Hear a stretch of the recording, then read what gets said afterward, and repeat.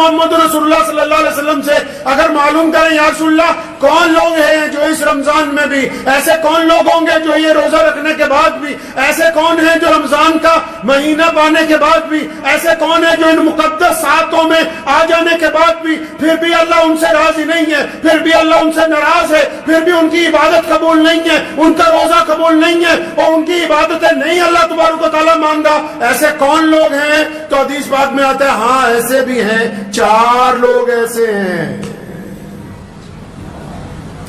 4 لوگ ہیں ایسے جن کی عبادت قبول نہیں ہوتی، مردوں میں بھی ہیں وہ عورتوں میں بھی ہیں، 4 ایسے ہیں بد نصیب جو روزہ رکھنے کے بعد بھی ایسے ہیں جیسے بھوکے ہی ہیں، ایسے 4 ہیں جن کی اللہ تبارک و تعالیٰ کو بھوکا رہنا بھی پسند نہیں آیا، ایسے 4 ہیں جو روزہ رکھ کے بھی سجدہ کرتے ہیں خدا کو وہ سجدہ قبول نہیں ہے، ایسے 4 ہیں جو لوگوں کو صدقہ خیرات بانٹتے پھر رہے ہیں پھر بھی ان کی یہ ادا اللہ کو بھا نہیں رہی۔ کون ہے بھائی وہ 4 لوگ؟ مردوں میں بھی ہیں عورتوں میں بھی ہیں، ان 4 میں سے پہلے تلاش کر لیں کہیں اللہ معاف فرمائے کہ ہم میں سے کوئی شامل تو نہیں۔ اگر ہماری گنتی ان 4 لوگوں میں ہوتی ہے تو اس کا مطلب ابھی ہم خسارے میں ہیں، ابھی ہم نقصان میں ہیں، ابھی ہم پریشانی میں ہیں۔ کون ہے وہ 4 لوگ؟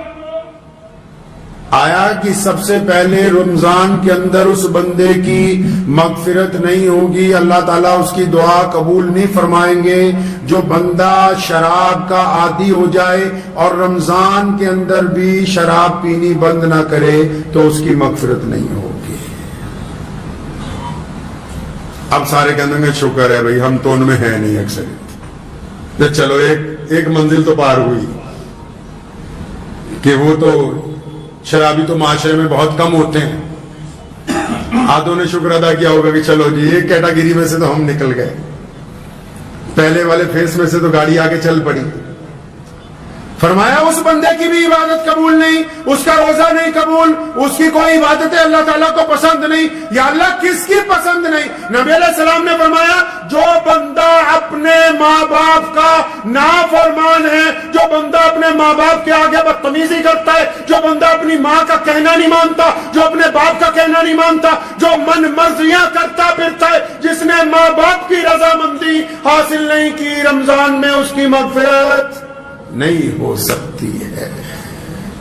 پھنس گئے بہت سارے لوگ، کئیوں کی گاڑی رک گئی ہے، بڑی بدتمیزی کرتے ہیں باپ کے ساتھ، بڑی سخت لہجے میں بولتے ہیں ماں کے ساتھ کہ پتہ نہیں تجھے میں نے روزہ رکھا ہوا ہے۔ ایسے روزے کا کیا کرنا جو روزہ قبولیت جن سے ہونا ہے، جن کی وجہ سے روزہ قبول ہوگا، جن کے ادب کی وجہ سے روزہ قبول ہوگا، جن کے آگے نظریں جھکانے سے روزہ قبول ہوگا، جن کے پاؤں دبانے سے روزہ قبول ہوگا، تو ان سے بدتمیزی کرتا پھرتا ہے، ایسے بندے کی رمضان میں مغفرت نہیں ہو سکتی ہے۔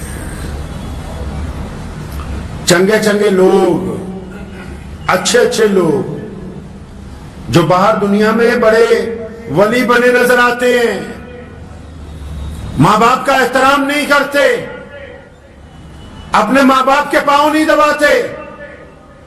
ایک صاحب تھے بڑے معمولی سے دیندار، اور جو دعا کرتے تھے قبول ہو جاتی تھی، اور حالانکہ کئی گناہ بھی کرتے تھے، تو بڑے حیران ہوئے امام صاحب، پوچھنے لگے تو کرتا ایسا کیا ہے؟ کہتا میں نے تو آج تک یہ دیکھا ہے کہ جو بھی مانگا ہے وہ قبول ہو جاتا ہے، کہاں جا کے مانگتا ہے؟ تو نماز پڑھتا ہے نکل جاتا ہے، کوئی لمبی دعائیں نہیں مانگتا۔ کہتا روز رات کو جب گھر جاتا ہوں نا، اپنے باپ کے اطمینان سے بہت دیر پاؤں دباتا ہوں، پھر اپنی ماں کے پیر دباتا ہوں، پھر ان کے دونوں پاؤں کو اپنی بازوؤں میں لپیٹ کے سر رکھ دیتا ہوں اللہ تعالیٰ کی حضور، اور پھر میں نے آج تک اپنے ماں باپ کے قدموں میں سر رکھ کے اپنے اللہ کے آگے جو کچھ مانگا ہے وہ عطا ہوا ہے، آج تک کوئی دعا رد نہیں ہوئی ہے۔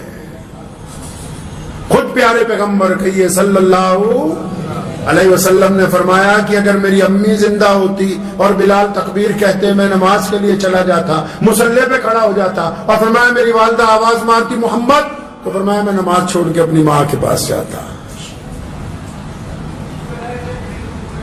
اب جو لوگ اس گناہ میں ملوث ہیں رمضان میں بھی، کتنا خوبصورت موقع ہے کتنے پیارے دن ہیں، کتنی پیاری راتیں، کتنا پیارا ساتھ ہے. اور اب تو اللہ تعالیٰ نے کتنی آسانی کروا دی کہ یہی جو واٹس ایپ ہے، یہی جو آپ کے ہاتھ میں موبائل پکڑا ہوا ہے، اگر ماں باپ دور بھی ہیں تو معافی کے چند جملے ندامت کے آنسوؤں کے ساتھ واٹس ایپ پہ ریکارڈ کر کے بھیجنے ہیں. چند باتیں فون پہ اپنی ماں سے کرنی ہے، اپنے باپ سے کرنی ہے. اور ماں باپ کے اللہ نے مادہ رکھا ہے معاف کرنے کا.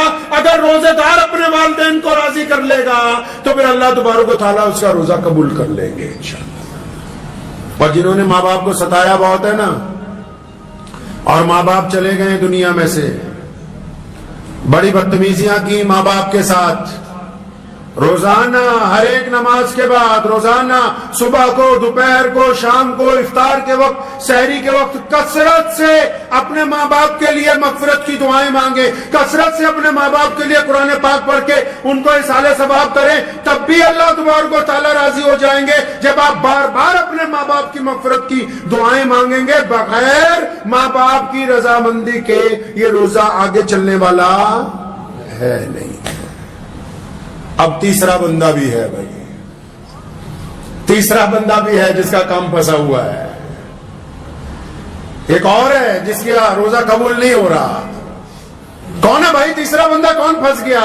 اب تیسرا بندہ وہ ہے جو رشتہ داریوں میں دراڑ ڈالتا ہے، جو صبح شام رشتہ داریاں توڑتا ہے، جو رشتہ داروں کو دھمکیاں دیتا ہے، جو قطع رحمی کرتا ہے، جن کو اللہ اس کے رسول صلی اللہ علیہ وسلم نے آپ کے قرابت دار بنایا ہو. صبح شام صرف انہی کی برائیاں، صبح شام ایک رشتہ دار کو دوسرے رشتہ دار سے لڑاتا ہے، صبح شام اپنے پاس سے ایک خواب بناتا ہے کہ وہ رشتہ دار میرے خلاف ایسا کر رہا ہوگا، پھر دوسرے کو بتاتا ہے کہ اس کے خلاف یہ کرو. یہ سارا دن روزہ رکھتا رہے، نماز پڑھتا رہے، صدقے دیتا رہے، جب تک قطع رحمی کے معاملے کے اندر رسول اللہ کی پیروی اختیار نہیں کرتا، رشتہ داروں میں دراڑ ڈالنی بند نہیں کرتا، تب تک اس کا روزہ قبول ہونے والا ہے نہیں ہے. آسیدہ سمجھا کہ نہیں سویر نو سحری کرنی ہے بہترین اور شام نو ودیا روزہ کھولنا ہو گیا روزہ. بڑی مشکل ہے ڈگر پن گھٹ کی. اتنا آسان بھی نہیں ہے مسلمان ہونا. اعلیٰ ترین قوم ہے دنیا کی. اسلام آج دنیا کا سب سے بڑا مذہب ہے. کائنات میں اللہ تعالیٰ نے سب سے زیادہ عزتیں، طاقتیں، دولت، روئے زمین کے خطے سب کچھ اس قوم کو عطا فرمایا. ایسے ہی نہیں عطا فرمایا، اللہ تعالیٰ نے اپنے پیارے نبی حضرت محمد رسول اللہ کو صاحب خلق عظیم بنایا. قرآن نے کہا کہ یا رسول اللہ آپ اخلاق میں سب سے اعلیٰ ہیں، اور پھر رسول اللہ نے اپنے اخلاق کو بانٹا پوری کائنات کے اندر. یہ امت اعلیٰ ترین امت اس لیے بنی کیونکہ ان کا کردار سب سے اعلیٰ ہے، اس لیے اللہ تبارک و تعالیٰ نے ان کو پسند فرمایا ہے. چوتھا بندہ بھی ہے. چوتھا تو بہت برا پھنسا ہوا ہے، کئیوں کی گاڑی وہیں رکھی ہوئی ہے. چوتھا بھی ہے جس کا روزہ خراب ہو رہا ہے، جس کے روزے کے اندر خرابی ہے، جس کی مغفرت کا فیصلہ نہیں ہونے والا، جس کے سجدے قبول نہیں ہو رہے. چوتھا کون ہے یا اللہ؟ اللہ کے نبی صلی اللہ علیہ وسلم بتاتے ہیں چوتھا کون ہے یا رسول اللہ؟ کون ہے ایسا بندہ؟ ایک تو ماں باپ کا نافرمان ہے، ایک رشتہ داریاں توڑنے والا بھی ہے، قطع رحمی کرنے والا بھی ہے، شراب پینے والا بھی ہے. اب یہ چوتھا کون پھنس گیا؟ اچھے نمازی ہیں جو اس میں شامل ہیں. فرمایا چوتھا بندہ وہ ہے جو اپنے دل کے اندر دوسروں کے لیے بغض رکھتا ہے، نفرت رکھتا ہے، کینہ رکھتا ہے، دوسروں کے لیے بلا وجہ نفرت دل میں رکھتا ہے. اب یہ نفرت رکھ کے سجدہ کر رہا ہے. اگر میری جیب میں، عام مثال دے رہا ہوں میں، کوئی قرآن حدیث میں نہیں ہے، اگر میری اوپر والی جیب میں پیسے ہوں زیادہ سجدہ کروں گا گر جائیں گے. اگر اوپر والی جیب میں نعوذ باللہ کوئی نشے کی چیز ہو تو سجدہ کروں گا وہی گرے گا نیچے. کیا ہے اس دل کے اندر جو سجدہ کرتے ہو؟ فرمایا بغض رکھتے ہو دوسروں سے. دونوں صورتوں میں چغلی کو، غیبت کو، بہتان کو ایک ہی کیٹیگری میں محمد رسول اللہ نے رکھا. مان لیا کہ وہ بندہ شرابی ہے، مان لیا کہ اس بندے میں خرابی ہے، مان لیا چور ہے، ڈاکو ہے، یاش ہے، بدماش ہے، لیکن اگر یہ بات تم اس کے منہ پہ کہتے اس کو برا لگتا کہ نہیں لگتا؟ برا لگتا. وہ تم سے لڑ پڑتا، تم منہ پہ اس لیے نہیں کہتے کہ منہ پہ کہوں گا تو یہ لڑ پڑے گا. تو نبی علیہ السلام نے فرمایا کہ اگر یہ اپنے بھائی کی غیبت کرتا ہے اس میں برائی ہے تو برائی کو بھی بیان کرنا فرمایا منع ہے. اور اگر اس میں برائی نہیں ہے, تم کہتے ہو کہ چور ہے, وہ چور نہیں ہے. تم کہتے ہو بے ایمان ہے, وہ بے ایمان نہیں ہے. تم کہتے ہو ریاکار ہے, وہ ریاکار نہیں ہے. تم کہتے ہو زانی ہے, وہ زانی نہیں ہے. اگر تم اپنے پاس سے بھی الزام لگاتے ہو, پہلی صورت میں غیبت ہے, اگر اس میں گناہ ہے تو غیبت کا گناہ, اور اگر اس میں وہ گناہ نہیں ہے تو بہتان کا گناہ. اب چغلیاں کرنے والے بھی خدا کے حضور بخشے جائیں گے کیا؟ اب بے ایمانیاں کرنے والے بھی روزے میں بخشے جائیں گے کیا؟ جن کے دل غیبت سے بھرے ہوئے ہوں, جو گھروں کے اندر اپنے گھروں میں اپنے بچوں کے ساتھ نفرت رکھتے ہوں,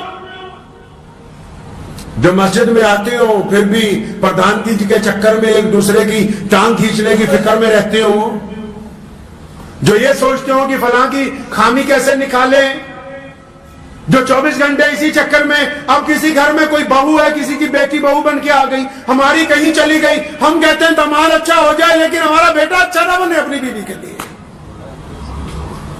داماد اچھا چاہیے, اپنا بیٹا اچھا نہیں ہو تمہاری بیوی کے لیے.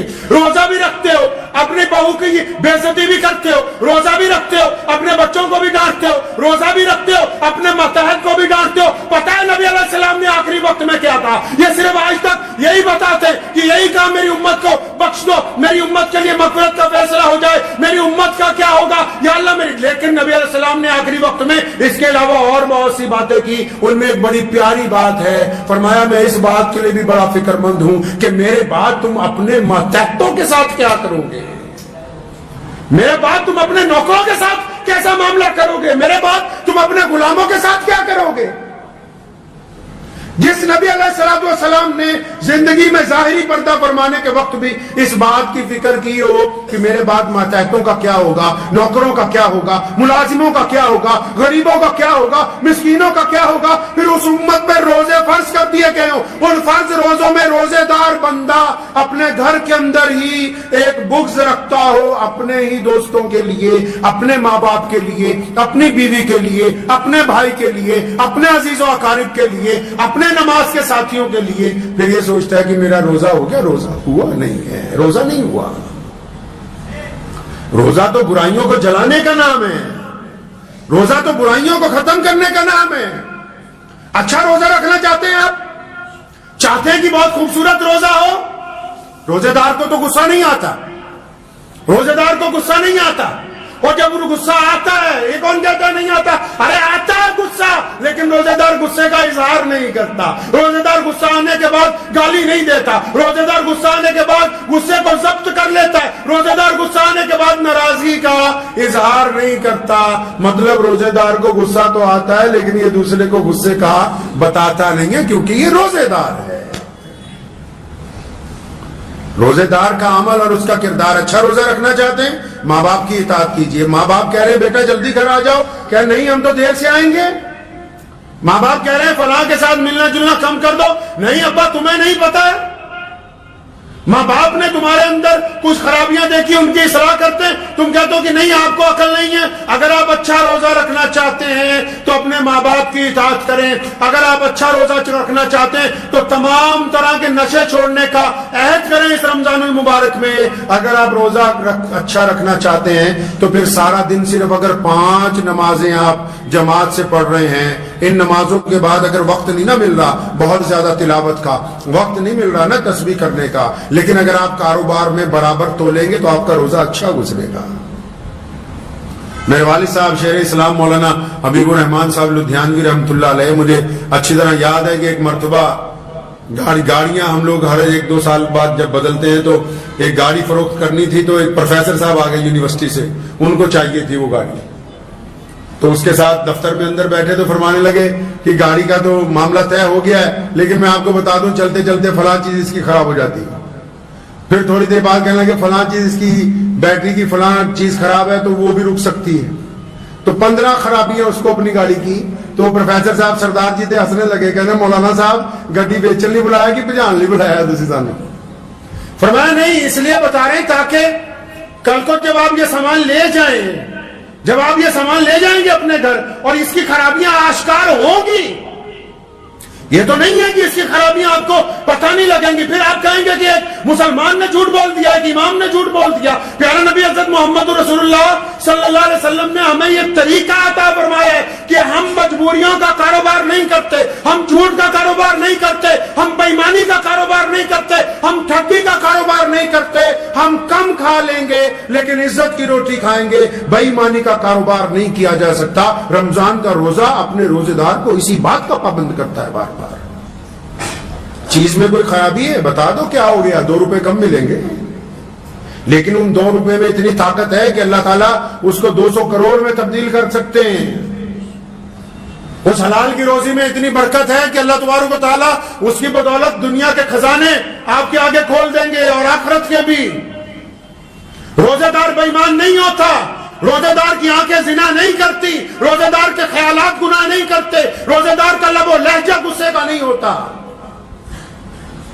لیکن آپ لوگ دیکھیں کہ مسجدوں میں بعض اوقات جب رمضان شریف میں بعض حضرات ہوتے ہیں دیندار لوگوں کے پیچھے پڑے ہوئے ہوتے ہیں, اور دیندار لوگ بھی کیونکہ نئے نئے دیندار بنتے ہیں تو ذرا سا کوئی اگر ٹھوکر مار دے فوراً کہیں گے نا بھائی میں تو اللہ کے لیے کر رہا تھا, تو چاہتا تو آج سے نہیں کرتا. میں نبی علیہ السلام نے فرمایا دین کے معاملے میں اگر کوئی ملامت کرے آپ کو تو اس کو برداشت کرو, اپنا کام نہ چھوڑو. دنیا تو چاہتی ہے کہ آپ نیکی کے راستے سے ہٹ جائیں, دنیا چاہتی ہے کہ آپ اچھائی کے راستے سے ہٹ جائیں, لیکن اگر کوئی آپ کی برائی بھی کرے تو پوری طاقت کے ساتھ نیکی کی طرف آگے بڑھو. برائی کرنے والے پیچھے رہ جائیں گے, اللہ تعالیٰ آپ کو نیکی کی بدولت آگے لے کے جائیں گے انشاءاللہ تعالیٰ. اور لیکن جو لوگ روزہ رکھنے کے بعد غیبت کرتے ہیں, روزہ رکھنے کے بعد چغلی کرتے ہیں, روزہ رکھنے کے بعد کسی کی بیٹی کی طرف غلط نگاہ سے دیکھتے ہیں, روزہ رکھنے کے بعد ٹھگی کا پلان بناتے ہیں, روزہ رکھنے کے بعد بے ایمانی کرتے ہیں, روزہ رکھنے کے بعد گھروں میں اپنی بہنوں کو, بیٹیوں کو, بہوؤں کو تانے مارتے ہیں, روزہ رکھنے کے بعد گھر کی اگر عورتوں کو بھی کہتا ہوں, بیٹیوں کو بھی, بہنوں کو بھی, اور جنیاں مرضی تسبیحاں کرتے رہو, جب تک لوگوں کا دل دکھانا بند نہیں کرو گے کوئی تسبیح قبول نہیں ہوگی, کوئی تسبیح قبول نہیں ہے. دوسرے کے دل میں آگ لگانے کے بعد وَيْلٌ لِكُلِّ هُمَزَةٍ لُمَزَةٍ فرمایا ویل اور تباہی ہے اس بندے کے لیے, اس عورت کے لیے, اس مرد کے لیے, اس بوڑھے کے لیے, اس بوڑھیا کے لیے. ان کے لیے تباہی ہے. کس کے لیے تباہی ہے یا اللہ؟ فرمایا کہ دوسروں کے عیب ڈھونڈتے پھرتے ہیں, پھر ان عیبوں کو آگے سپلائی کرتے. نار اللہ الموقدہ, اللہ فرماتے ہیں کہ خود ایک آگ جلائیں گے, اس میں ان کا رگڑا لگائیں گے ہم. روزہ رکھتے ہیں تو لوگوں کے دلوں کو تکلیف نہ پہنچائیں. اور نبی علیہ السلام کا روزہ کیسا ہوتا تھا اس بات کو اب تلاش کر لیں. مجھے پتا ہے کہ آج بھارت کے مسلمانوں میں گھر گھر میں ہم لوگ مفتی بنے ہوئے ہیں, لیکن حضرت کبھی رمضان میں یہ بھی کوشش کر لیں کہ رسول اللہ صلی اللہ علیہ وسلم کس وقت اٹھتے تھے, کس وقت تسبیح پڑھتے تھے, کس وقت سحری کرتے تھے, سارا دن معمولات کیا تھے. پوچھو جا کے اپنی مسجد کا ائمہ کو, تاکہ پتہ لگے رمضان چلنا کیسے ہے, رمضان گزارنا کیسے ہے. ہماری افطاریاں دیکھ لیجئے, آپ افطاریاں دیکھ لیں ہماری. شام کو جب روزہ کھلنے کا وقت ہوگا, خدا کی قسم اتنا سامان ہماری افطاری میں ہوتا ہے, کوئی باہر کا آدمی دیکھ لے تو حیران رہ جائے کہ یہ کیا کرتے ہیں. بہترین قسم کے کھانے, بہترین قسم کے پکوڑے, طرح طرح کی حلوے, طرح طرح کی میٹھی کھیریں, طرح طرح کی کھجوریں, طرح طرح کے پھل, طرح طرح کے شربت, طرح طرح کی کولگیٹ اور طرح طرح کی کیا کہتے ہیں اس کو کولڈ ڈرنک. ہمارے پیارے نبی صلی اللہ علیہ وسلم نے روزہ کیسے کھولا؟ جتنی تیزی سے نگاہ لگائی ہے نا دسترخوان پہ, جس بوٹی پر تمہاری نگاہ ہے اس وقت مومن بنو گے جب اس کو اٹھا کے اپنے بھائی کو دو گے, کیونکہ رسول اللہ نے فرمایا جو اپنے لیے بہتر سمجھتے ہو وہ اپنے بھائی کے لیے سمجھو, تب تمہارا ایمان کامل ہونے والا ہے. تو پیارے نبی علیہ الصلوۃ والسلام کے پاس افطاری کے وقت کیا ہے بھائی؟ سونے کول کی ہے افطاری دے ٹائم. نبی علیہ الصلوۃ والسلام نے افطاری کیسے کی ہے؟ بعض اوقات بہت زیادہ کھانے جب دسترخوان پہ دیکھتے ہیں تو کبھی اپنے پیارے نبی علیہ الصلوۃ والسلام کو بھی یاد کیا کریں. سیدنا فاطمہ الزہرا رضی اللہ تعالی عنہا، حضرت علی رضی اللہ تعالیٰ عنہ کی زوجہ مولا علی رضی اللہ تعالیٰ عنہ کو کئی دن بعد مزدوری ملی، 4 یا 5 دن کا فاقہ لگاتار 3 4 5 دن گزر گئے، چوتھے دن مزدوری ملی ہے، اور مزدوری کے بعد جو آٹا آیا اس کی روٹیاں بنی، حضرت مولا علی رضی اللہ تعالیٰ عنہ کو دی گئی، حسن و حسین کو دی گئی، سیدنا فاطمہ الزہرا نے اپنے حصے کی آدھی روٹی ایک کپڑے کے اندر لپیٹی، اس پر ایک ٹکڑا رکھا سالن کا، اور حضرت علی رضی اللہ تعالیٰ عنہ کو لپیٹ کے دی۔ پوچھا فاطمہ یہ کیا کرنی ہے؟ فرمایا علی جاؤ نا میرے ابا محمد رسول اللہ کو دے کے آؤ، میرے نبی علیہ الصلوۃ والسلام کا آج 5 دن سے فاقہ ہے، نبی علیہ السلام نے 5 دن سے کھانا نہیں کھایا۔ اتنی لمبی افطاریاں اگر یہ غریبوں تک پہنچا دی جائیں تو رسول اللہ صلی اللہ علیہ وسلم اس امتی پر فخر کریں گے قیامت کے روز۔ آؤ رسول اللہ کی افطاری دیکھتے ہیں۔ افطار کا وقت ہوتا ہے، محمد رسول اللہ مسجد نبوی میں ہے یا محمد رسول اللہ اپنے گھر کے حجرہ مبارک میں ہے، ایک بندہ چھت پہ کھڑا ہے سورج کو دیکھنے کے لیے کہ جیسے ہی یہ غروب ہو جائے بتا دیا جائے رسول اللہ کے ہاتھ میں ایک کھجور ہے، نبی علیہ الصلوۃ والسلام کے ہاتھ میں ایک کھجور ہے، یا کبھی ایک ہے یا ایک سے زیادہ کچھ ہیں۔ آپ صلی اللہ علیہ وسلم کھجور کھاتے، پانی پیتے، روزہ کھل جاتا ہے، نماز کی تیاری ہو جاتی ہے، تے اسی کا ماشاءاللہ افطاری چ کھائی نہ لینے عشاء ویلے اٹھیا ہی نہیں جاتا، اٹھیا ہی نہیں جاتا عشاء چ۔ کبھی دودھ سے روزہ کھولا، نبی علیہ السلام کو پسند نہیں تھا کہ دسترخوان کے اوپر آگ سے بنی ہوئی چیزیں آئیں۔ افطاری کے دسترخوان پر نبی علیہ الصلوۃ والسلام نے آگ سے بنی ہوئی کوئی چیز کبھی تناول نہیں فرمائی، اور نبی علیہ الصلوۃ والسلام نے کبھی باسی کھانا نہیں کھایا، صرف ایک مرتبہ باسی روٹی کھائی فتح مکہ کی رات کو ام ہانی رضی اللہ تعالیٰ عنہ کے گھر، ورنہ فاقے سے رہتے تھے یا پھر تازہ کھانا کھاتے تھے، نبی علیہ الصلوۃ والسلام نے باسی کھانا نہیں کھایا۔ تو اس بات کو طے کر لیں کہ یہ رمضان خوبصورتی سے گزارنا ہے، گزاریں گے انشاءاللہ۔ خوبصورتی کہاں ہوتی ہے پتہ ہے؟ کئی کریمہ ملنڈے منہ تے ایدا نہیں خوبصورت ہونا۔ چہرہ خوبصورت کرنا چاہتے ہیں؟ ایک صاحب میرے اپنے دادا مرحوم حضرت مولانا مفتی محمد احمد لدھیانوی رحمۃ اللہ علیہ کا واقعہ یاد آ گیا۔ تشریف فرماتے تو ایک صاحب آئے، فرمانے لگے حضرت وہ مجھے اپنی بیوی کا چہرہ اتنا خوبصورت نہیں لگتا، تھوڑی کالی ہے، تو کچھ علاج بتائیں اس کا۔ میں سوچا حضرت بتا دیں گے کہ فلاں چندن رگڑ کے لگانا، یہ کرنا وہ کرنا۔ تو دادا مرحوم رحمۃ اللہ علیہ نے کہا کہ بیٹا تم اور تمہاری بیوی دونوں نماز پڑھتے ہو نہیں؟ نماز کی پابندی کریں اور اپنی زبان کو شکوے سے روک لو بس۔ آپ یقین مانیں کہ وہ بندہ 15-20 دن بعد آیا، کہنے لگا نماز کی برکت سے اب میری اہلیہ کے چہرے پر کشش ہے، اب اس کے چہرے پر نور ہے۔ بندہ جتنی مرضی سرخی پاؤڈر لگا لے، جب تک دل گندا رہے گا، جب تک عبادت میں یہ دل جھکے گا نہیں، جب تک کوڑا کرکٹ اس میں سے نکلے گا نہیں، جب تک من پاک نہیں ہوگا، چہرے پر تسلی آ نہیں سکتی ہے۔ رنگ میں کچھ نہیں رکھا، اللہ تبارک و تعالیٰ نے دلوں کے نور چہروں کے اوپر عطا فرمائے، اس دل کو پاک کر لیجئے، چہرہ منور ہو جائے گا انشاءاللہ تعالی۔ تو یہ روزہ گزاریں گے انشاءاللہ اچھی طرح گزارنا ہے۔ دھیان رکھنا ہے ان لوگوں کا جو آس پاس غریب ہیں۔ ہم محمد رسول اللہ کی امت میں سے ہیں، ہم بانٹنے والے ہیں، مانگنے والے نہیں ہیں۔ رسول اللہ صلی اللہ علیہ وسلم نے بانٹنے کا حکم دیا، رمضان میں تو تیزی سے بانٹنے کا حکم دیا، اور صرف پیسے ہی نہیں بانٹنے، ہم نے خوشیاں بھی بانٹنی ہیں، ہم نے آنسو بھی پہنچنے ہیں، ہم نے غریبوں کا ساتھ بھی دینا ہے، ہم نے رسوا لوگوں کو عزت عطا کرنی ہے، اور ہم نے ناراضوں کے ساتھ مصافحہ کر کے ان کو گلے سے لگانا ہے۔ صرف پیسے ہی نہیں بلکہ چاروں طرف خوشیاں بھی بانٹنی، یہی رمضان المبارک ہمیں سکھانے کے لیے آیا ہے۔ تو دعا کیجئے انشاءاللہ تعالی۔ رمضان المبارک کے کچھ بہترین واقعات ذہن میں تھے نبی علیہ الصلوۃ والسلام کی سحری کے افطاری کے، تو انشاءاللہ تبارک و تعالی اللہ نے چاہا تو آئندہ جمعے وہ آپ سے بات ہوگی، اور میں امید کرتا ہوں کہ ہم سب مسلمان بھائی بہن اس رمضان میں پابندی کے ساتھ جب روزہ رکھیں گے، روزہ رکھنے کے بعد کسی کے دل کو تکلیف نہیں پہنچائیں گے، انشاءاللہ حلال روزی سے روزہ کھولیں گے، خود بھی کھائیں گے، دوسروں کو بھی کھلائیں گے، اور نماز تراویح کو اطمینان کے ساتھ ادا کریں گے، اور ہمارا رب جب ہم سے راضی ہو جائے گا تو امید ہے کہ جس طرح ہم دنیا میں ملتے ہیں انشاءاللہ تعالی جنت کے اندر بھی آپس میں ملاقات ہوتی رہے گی۔ وآخر دعوانا ان الحمدللہ رب العالمین۔ مجھے امید ہے کہ آپ کو یہ ویڈیو پسند آئی ہوگی۔ اگر پسند آئی ہو تو یہ آپ اپنے دوستوں کے ساتھ شیئر کریں، اور اس چینل کو سبسکرائب ضرور کریں۔